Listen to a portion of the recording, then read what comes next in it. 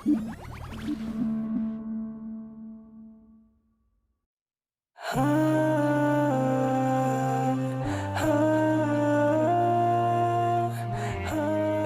عليكم ورحمة الله وبركاته. walaalyaal maanta waxaa la idiin soo gudbin doonaa xikmad xul ah kaasoo idiin soo gudbin doona walaalkeena Abdicasiis. haddaba dhegeysi wacan. waxaa laga yaabaa inaad ka dareento qof inuusan ku qiimeynayn, laakiin ogsoonow markasta inaad qof kale u tahay qof muhiim ah oo aad u qaali ah. weligaa ha ilaawin qiimahaaga, has dhibin markaad la kulanto dhibaato ee u qaado inay tahay wax ku xoojinaya, waayo guul kasta dhibaato ayaa kaa xigta, ha yaraato ama ha weynaato. dunidan waa buuq, qofka aan socdaalin wuxuu akhriyaa oo kaliya bogga u horeeya. noloshu waa fursad aynaan garanayn ilaa aynu weyno. caafimaadkuna waa taaj saaran madaxa. markuu qalbigaagu wanaagsan yahay 4 arrimood baad qabataa. midda koowaad, dadku waad jeclaanaysaa.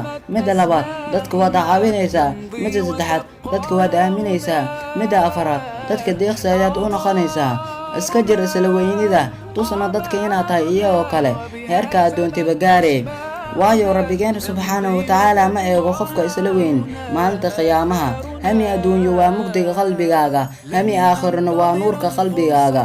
nabigeena nabadgelyo naxariis korkiisa ahaatee wuxuu yidhi, muslimiinta waxaa u imaan sareeya kan ugu dabeecadda wanaagsan, waxaana idinku khiyaarsan kuwiina habeenkooda u dabacsan. waxa aad haysato qiimihiisa dhabta waxaad ogaanaysaa marka aad weydo. dulqaadku waa shayga kaliya lagaga baxo dhib kasta, laguna gaaro maqaam sare. dhagaha ka furay kuwa dadka niyad jabiya. noloshu waa been qurux badan, geeriduna waa run xanuun badan. iska jir zinida, waxay leedahay 4 arrimood oo halis ah.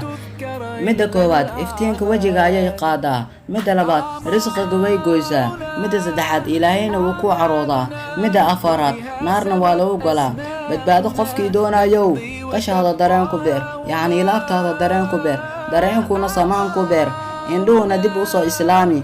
allah dartiis ku eeg daliilka hortaada yaala. adduunyadu waa xabsiga qofka muuminka ah, waana jannada qofka kaafirka ah. wasalaamu calaykum waraxmatullaahi wabarakaatuh.